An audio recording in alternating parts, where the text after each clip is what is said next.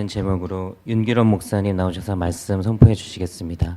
오늘은 목사님과 첫 만남이니까요. 우리 목사님 오른손을 들어서 할렐루야로 환영하도록 하겠습니다. 할렐루야. 반갑습니다.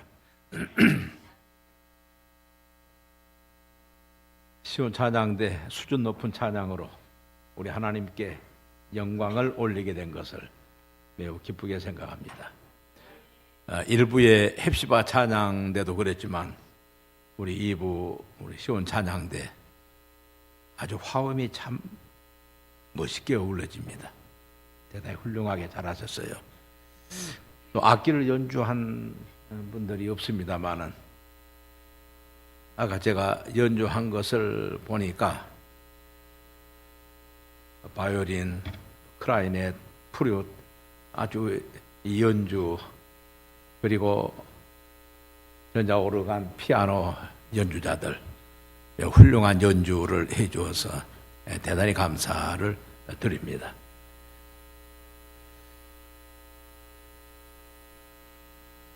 오늘 최고로 춥다고 하는 영하 18도 이 추위에 여러분들이 오늘 하나님 앞에 나오셔서 우리 하나님께 함께 영광을 돌리게 된 거 매우 기쁘게 생각하고 또 여러분들 건강하게 만나 뵙게 돼서 대단히 반갑습니다. 부족한 사람을 윤희선 목사님께서 이 소중한 강단의 설교를 맡겨주시어 얼마나 감사한지 모릅니다. 목사에게 있어서 설교하는 이 강단처럼 소중한 것이 없는 것인데 이 부족한 종이 몇 주간을 여러분과 함께 말씀을 나눌 수 있게 된 것 참으로 기쁘게 생각하고 부족한 종에게는 큰 영광으로 생각해 마지 않습니다. 사람들이 세상을 살아가면서 여러 형태의 초대를 받기도 하고 혹은 초대를 하기도 하는 것입니다. 그것이 사람과 자연과의 관계에서 이루어질 수도 있는 것이고 또 사람과 사람과의 관계, 인간관계에서도 많이 있는 일이며 또 차원을 달리해서 하나님과 사람과 하나님과의 관계에서 또한 많은 초대들이 이루어지고 있는 것을 볼 수가 있습니다. 먼저 우리는 자연과 인간과의 관계에서 이루어지는 초대를 볼 수가 있습니다. 성경의 첫머리에서 창세기 1장에서 우리 하나님께서 천지 만물을 창조하십니다. 하루하루를 지내면서 당신이 창조하신 것을 보시고 보시기에 좋았더라. 보시기에 좋았더라. 그리고 마지막에 하나님께서 인간을 창조하십니다. 인간 창조로 모든 창조를 맞추신 하나님께서 당신께서 창조하신 모든 것을 종합적으로 보시고 스스로 평가를 내십니다. 창세기 1장 31절에 이렇게 말합니다. 하나님이 지으신 모든 것을 보시니 보시기에 심히 좋았더라. 저녁이 되고 아침이 되니 이는 6째 날이니라. 저는 이 부분이 참 좋습니다. 왜냐하면 하나님께서 지으신 우주 만상이 얼마나 아름다웠기에 창조하신 당신께서 스스로 감탄을 하셨겠습니까? 그리고 이토록 아름다운 피조물들을 당신의 형상으로 지으신 사람에게 위탁하신 것입니다. 그리하여 사람들은 이 아름다운 자연에서 마음껏 누리며 살아가는 것입니다. 우리가 광활한 우주를 돌아볼 수는 없지만은 지구상에도 아름다운 곳들이 얼마나 많은지 모릅니다. 옛날 학창 시절 때 연세대학의 김영석 교수의 글을 읽은 일이 있습니다. 저는 그분에게 철학 강의를 들었습니다. 그가 쓴 책 가운데 세계 일주라는 책이 있었습니다. 그 책을 보면서 많이 감동받은 부분이 있습니다. 그것은 당신이 스위스 알프스를 오르면서 한 산에서春夏 秋冬 4계절을 다 보았다 하는 얘기였습니다. 어떻게 하루에 한 산에서 4계절을 맛볼 수가 있을까? 그런 곳이 있다고 하면 그곳이야말로 무릉도원이겠다, 파라다이스겠다 생각을 했습니다. 근데 제가 1979년, 지금부터 37년 전에 바로 그분이 올라갔던 스위스 알프스 융프라우 요크를 올라간 일이 있습니다. 저는 그분의 글을 생각하면서 산을 오르게 됐습니다. 무더운 여름이었습니다. 산기차를 타고 올라가는데 그 융프라우 요크는 약 4,000m 정도 높은 산인데 산기차는 3,500m까지 올라갑니다. 무더운 여름 기차를 타고 올라가면서 단풍진 가을을 볼 수가 있고 오르면서 아름답게 꽃핀 봄동산을 볼 수가 있었고 그리고 정상에 오르게 되면서 한방눈이 계속 내리고 그리고 만년설이 덮여있는 그 아름다운 모습을 볼 수가 있었습니다. 얼마나 아름다운지. 그런데 생각하면 그것만 아니라 세계 곳곳에는 이처럼 아름다운 절경들이 많이 있습니다. 봄이면 봄대로, 가을이면 가을대로, 여름이면 여름대로, 겨울이면 겨울대로 계절마다 독특한 맛과 멋이 있습니다. 어느 지인이 저에게 아름다운 세상의 모습들을 사진으로 보내준 그림을 보았습니다. 공중에 나는 새이며 바다에 있는 고기들, 그리고 산에 있는 각종 나무들,春夏 秋冬 4계절, 어느 한 부분도 예외 없이 얼마나 아름다운지 정말 감탄을 금할 수 없는 그런 아름다운 것을 볼 수가 있습니다. 이것이야말로 자연이 인간을 초대하는, 자연이 베푼 향연의 초대라, 그렇게 표현할 수가 있겠습니다.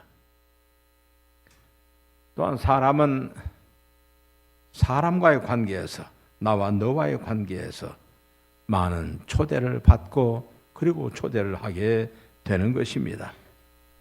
여기에는 남녀노소, 빈부귀천, 계급의 상하 구별이 없습니다. 어린이는 어린이들 때로 초대하며 초대받습니다. 젊은이는 젊은이를 때로 초대하며 초대를 받습니다. 나이 많은 늙은이는 늙은이대로, 학교 친구, 고향 친구, 직장 동료, 다양한 동아리 모임 등 수많은 관계들로 인해서 초대를 받고 그리고 초대를 하게 됩니다. 그런데 자연이 베푼 향연의 초대이든 인간관계에서 맺어지는 초대이든 간에 여기에는 많은 제한들이 있다는 사실을 여러분들은 쉽게 알고 있습니다. 여름에 한방눈 내리는 겨울에 초대받을 수가 없고, 겨울에 낭만 있는 여름의 초대를 또한 받을 수 없는 것이 사실입니다. 우리는 한국이라는 이 상황에서 스위스 알프스의 초대를 지금 받지 못한 것도 사실입니다. 그것은 시간과 공간의 제한, 많은 것들의 제한들이 있기 때문인 것입니다. 인간관계에서도 마찬가지입니다. 여기에는 성별의 제한도 받게 됩니다. 계층 간의 제한도 받게 됩니다. 나이, 직업, 취미, 종교, 지역 빈부귀천, 계급의 상하 등 많은 제한들이 있는 것입니다.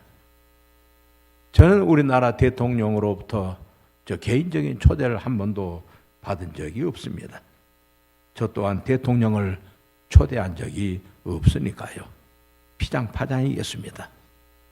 어떻든지 이와 같이 인간관계에서도 많은 제한들이 있는 것이 사실입니다. 그런데 오늘 여러분들에게 이 모든 제한을 초월한 특별한 초대를 말씀을 드리고자 하는 것입니다. 그것이 바로 오늘 제목이 말한 행복한 초대. 그것은 하나님이 베푸신 행복한 초대인 것입니다. 오늘 본문에서 초대장을 봅니다. 이 얼마나 행복한 일이며 감동적이고 감격스러운 말인지 모릅니다. 한 나라 대통령이 초대하는 것도 감격스러운 일이거든. 하물며 우주 만물을 창조하시고 다스리신 만왕의 왕이신 하나님께로부터 초대장을 받았으니 이 얼마나 행복하고 감사하고 감격스러운 일인지 우리는 감히 우리들의 언어로 표현할 수가 없습니다. 우리는 읽은 본문에서 하나님의 초대를 봅니다.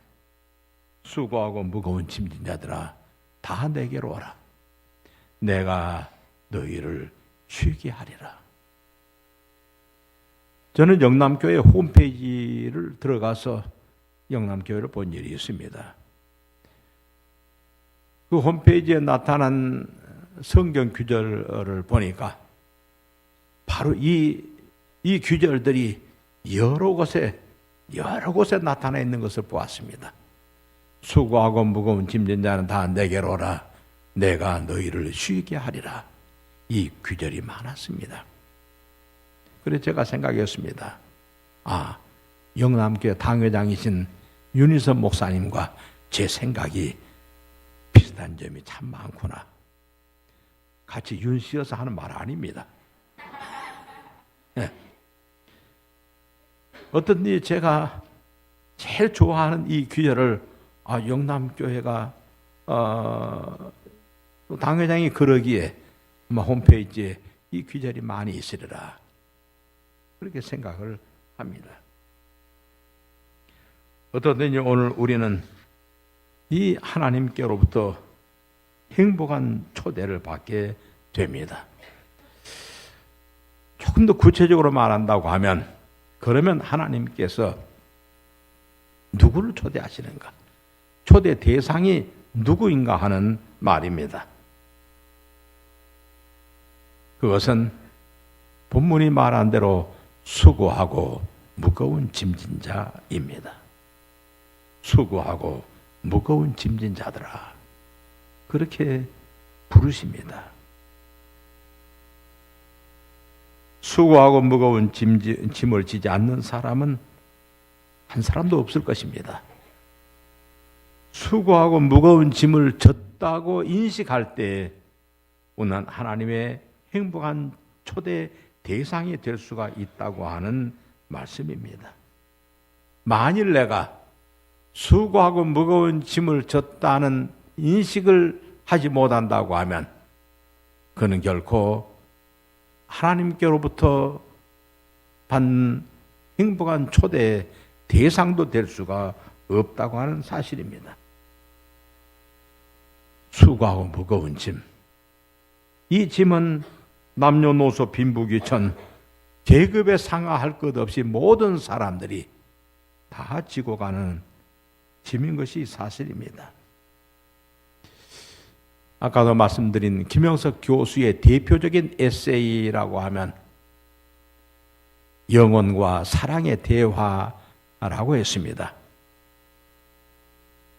아마 약 한 1개월 정도 좀 됩니다만은 어느 신문에 김영석 교수에 대한 이야기가 신문 한 면을 다 차지했었습니다. 지금도 김영석 교수는 97, 8 아마 그 정도 되실 것인데 여전히 건강하게 활동하시는 모습을 보았습니다. 그분의 대표적인 수필인데 영혼과 사랑의 대화 가운데 특별히 꿈이라는 타이틀의 다음과 같은 이야기가 나옵니다. 그가 넓은 광야에 있었습니다. 그 광야에는 두 줄기의 철길이 나 있었습니다. 그 철길 저쪽 너머에 점이 하나 나타나는데 그 점이 점점 커지는 것입니다. 그것은 어떤 물체가 다가오고 있다는 증거입니다. 어느 정도 다가왔을 때 그것은 사람임을 알았습니다. 사람이 오는구나. 조금 더 왔을 때 사람은 사람인데 그가 머리에 무거운 짐을 이고 양손에 무거운 짐을 들고 오는 것이었습니다. 그런데 조금 더 가까이 왔을 때 보니까 그는 젊은이가 아닌 나이 많은 여인이었습니다. 어쩌자고 저 나이 많은 여인이 무거운 짐을 이고 무거운 짐을 들고 올까? 그러다가 깜짝 놀랐습니다. 왜냐하면 그분은 당신의 어머니였습니다. 달려가서 어머니를 붙잡았습니다. 어머니, 이게 어쩐 일입니까? 어쩌자고 이 무거운 짐을 이고 무거운 짐을 들고 이 길을 오는 겁니까? 이 길은 끝도 없는 길입니다. 영원 전부터 영원까지 뻗쳐 있는 듯한 이 길. 아들은 어머니에게 그 짐을 벗어 나에게 주세요. 그때 어머니가 말합니다. 얘야, 이 짐은 내가 져야 될 짐이고 너의 짐은 따로 있느니라. 아들이 어머니의 길을 막으면서 그러면 가실 수가 없습니다. 그때 어머니가 아니다. 이 길은 내가 마땅히 가야 될 길이라. 아들을 비켜가면서 눈을 떴습니다. 꿈이었습니다. 김영석 교수는 이 얘기를 많이 합니다. 저는 왜 그럴까 생각을 합니다. 그것은 다름 아닌 당신의 어머니와의 관계이기 때문일 것이다. 세상 어머니들은 어머니의 짐을 집니다. 어머니의 짐은 머리에도 양손에도 다 들려져 있습니다. 그 어머니의 말씀처럼 이것은 내가 져야 될 짐이고 너의 짐은 따로 있느니라. 우리 모든 인생은 다 자기 짐이 있다는 말입니다. 어머니의 짐을 자식이 대신 못 줍니다. 어떻게 어머니의 짐을 자식이 대신 질 수 있습니까? 결코 부모의 짐 자식이 대신 못 지는 것입니다. 그렇다고 해서 자식의 짐 또한 부모가 대신 질 수 있습니까? 천만의 말씀입니다. 자식의 짐 또한 부모가 대신 못 집니다. 부모의 짐은 부모가 질 것이고 자식의 짐은 자식이 질 것입니다. 이와 같이 우리 모든 인생들은 다 자기의 짐을 지고 가는 것입니다. 그 짐의 성격이 인간의 육체적인 짐일 수도 있습니다. 육체적인 짐. 우리 모두는 세상 살아가면서 육체적인 많은 무거운 짐을 지고 가는 게 사실입니다. 여러분들은 지금 도시에서 살기 때문에 비교적 육체의 짐을 더 실감나게 생각을 못할 수가 있을 것입니다. 이 교회 앞에 빌딩을 지으면서 여러분들이 지금만 해도 장비가 좋아져서 육체적인 무거운 짐을 깨닫지 못할 수가 있습니다. 저는 1970년대 초에 오류동에 있는 동산교회를 건축했던 일이 있습니다.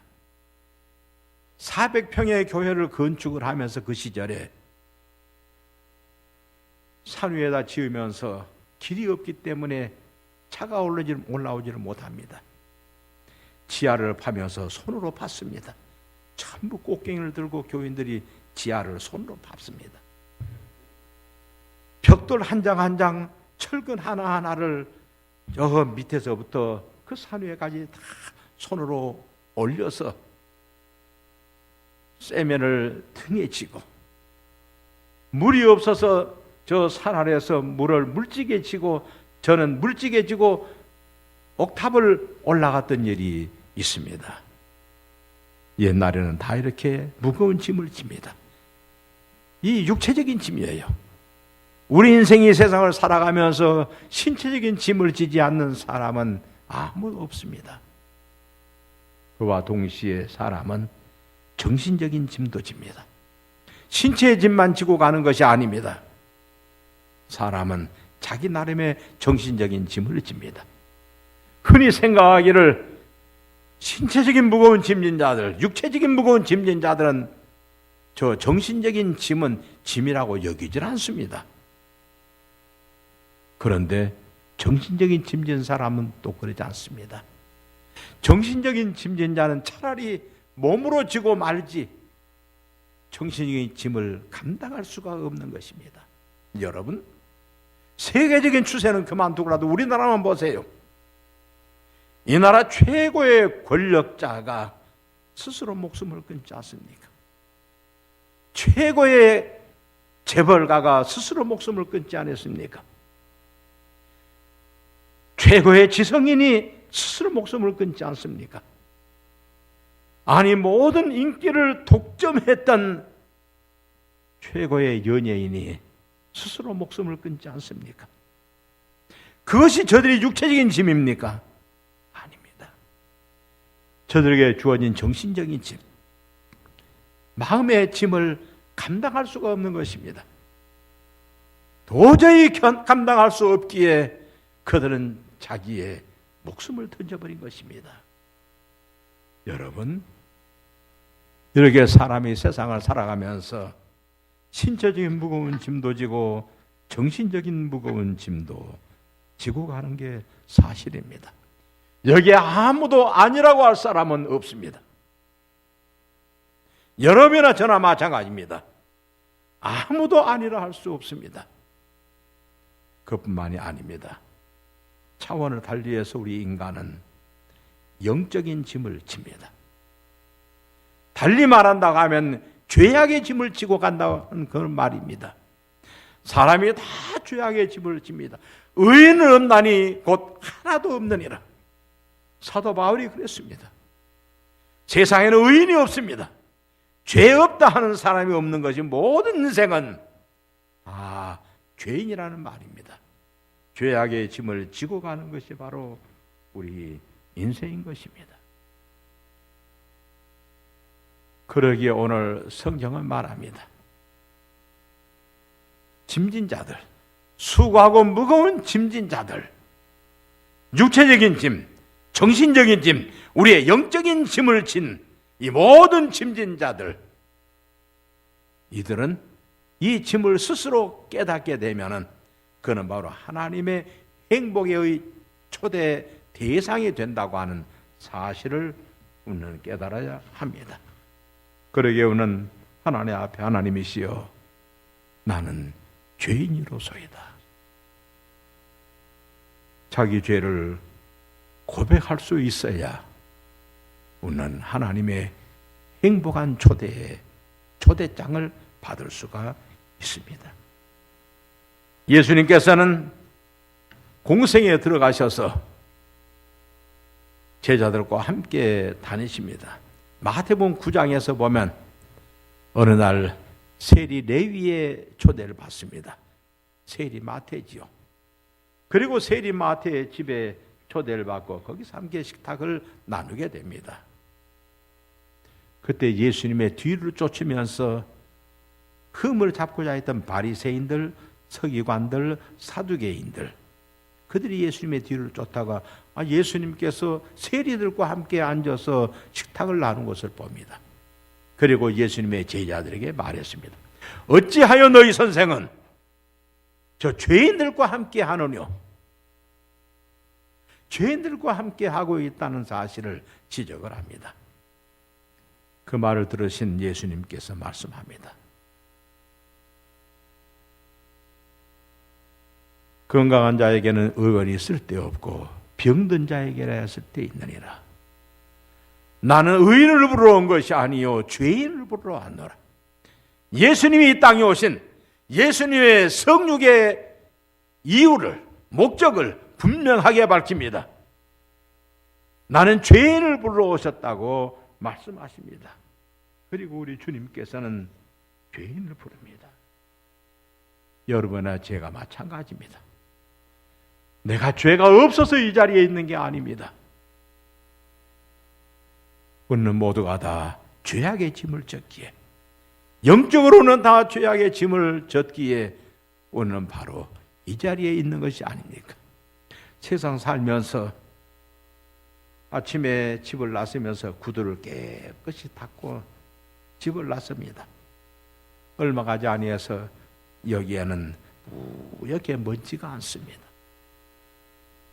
우리가 이 세상을 살아가면서 우리에게는 내가 아는 듯 모르는 듯 우리의 마음에는 많은 죄악의 먼지들이 쌓이고 쌓입니다. 만일 주님께서 의인을 부르러 이 땅에 오셨다고 하면 나는 감히 이 자리에 설 수가 없습니다. 우리 주님께서는 죄인을 부르러 오셔서 죄인의 친구가 되셨기에 나도 여러분들도 이 자리에 있는 것이 사실인 것입니다. 그러니 우리 하나님께서는 우리 같은 죄인들, 죄악에 짐진 자들을 당신의 행복한 초대에 연에 우리를 부르시니 얼마나 감사한 일인지 모릅니다. 그리고 오늘 우리가 수고하고 무거운 짐을 졌다 오는 걸 인식하면 그 다음 단계는 이렇게 말합니다. 수고하고 무거운 짐진 자들아 다 내게로 오라 그럽니다. 수고하고 무거운 짐을 지고 그 자리에 주저앉지 말고 수고하고 무거운 짐을 졌으면 다 내게로 오라. 우리 주님께서는 오늘 우리들을 다 부르십니다. 비록 우리가 세상을 살아가면서 우리의 죄악의 짐들이 주홍같이 붉고 진홍같이 붉을지라도 양털같이 눈과 같이 휘어지게 해주시겠다고 하시면서 오늘 우리를 부르는 것이 아닙니까? 오지 아니하면 우리 하나님이 부르셨는데도 불구하고 오지 아니하면 우리 하나님의 행복한 초대와는 아무런 관계가 없습니다. 그것을 우리 주님께서는 누가복음 14장 16절 이하에서 이런 비유로 말씀합니다. 어떤 부자가 잔치를 베풀었습니다. 잔치를 베풀고 사람들을 초대합니다.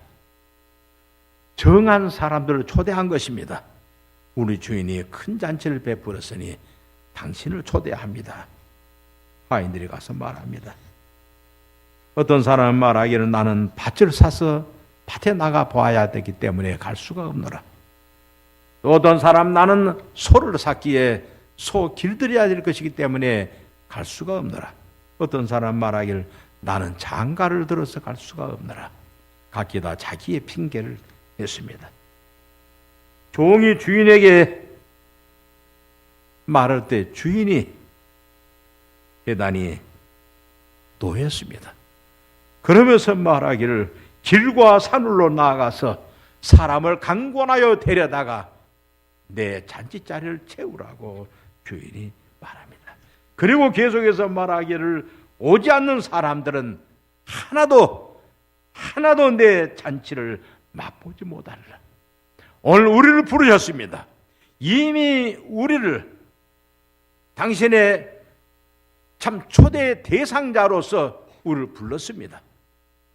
대상자로서 불렀음에도 불구하고 우리가 오지 아니하면 주인께서는 오늘 우리를 제쳐두십니다. 다시는 내 잔치에 올 수가 없다고 제칩니다. 오늘 우리는 와야 합니다. 하나님께서 오라 하면 와야 하지. 오라 함에도 불구하고 오지 아니하면 그는 아무런 상관이 없는 것이 아닙니까?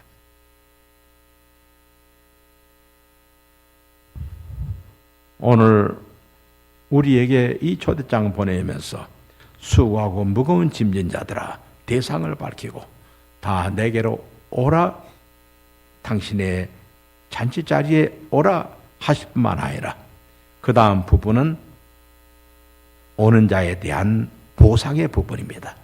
다 내게로 오라, 내가 너희를 쉬게 하리라. 세번역 성경에서는 내가 너희를 편히 쉬게 하리라 했습니다. 이 얼마나 감사합니까?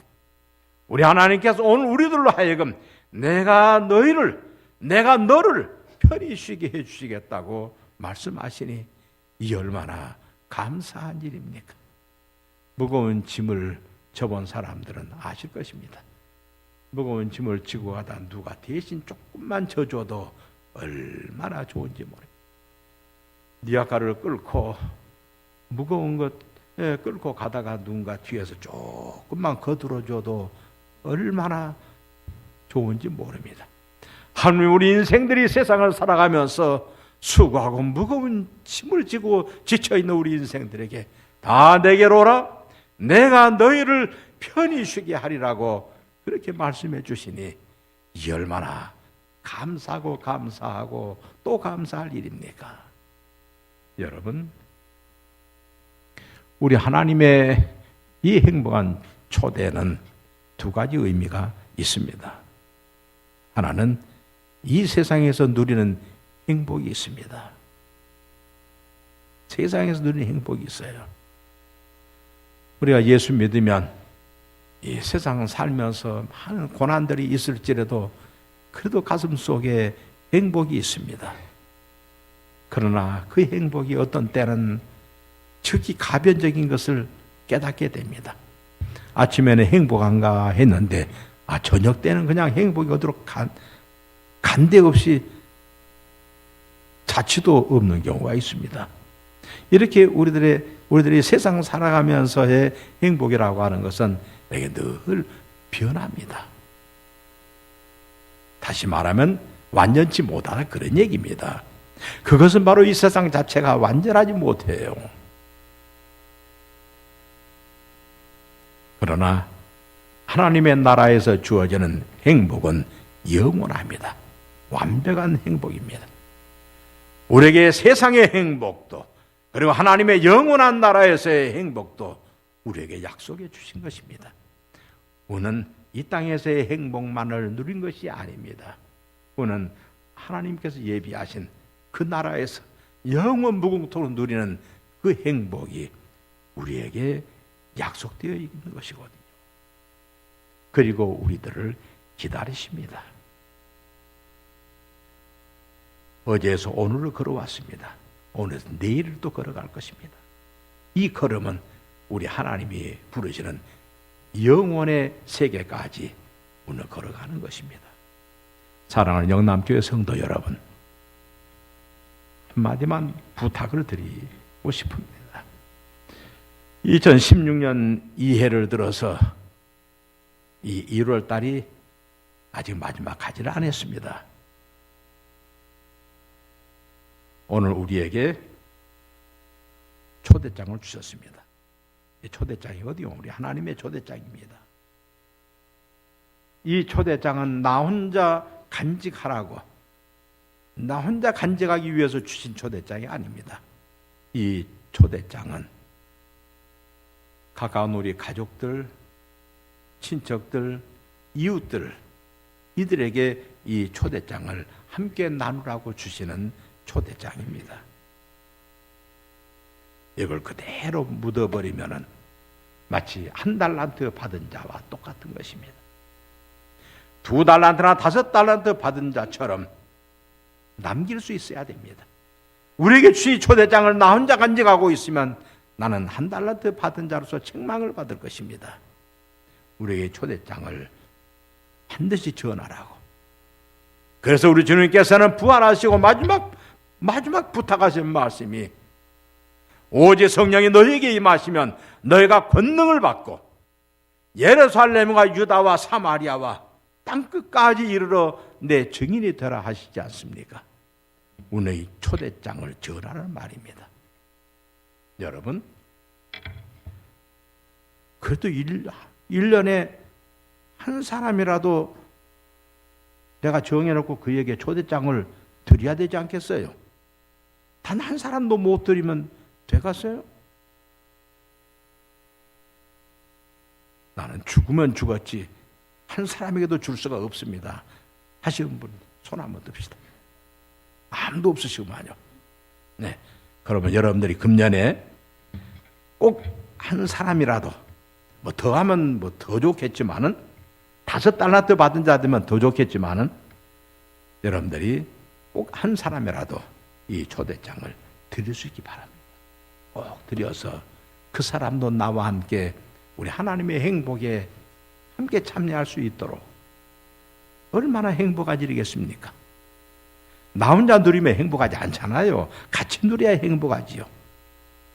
그래서 우리 하나님께서는 어떤 사람이 말하기 왜 하나님의 심판이 더딘가 부르잖아요.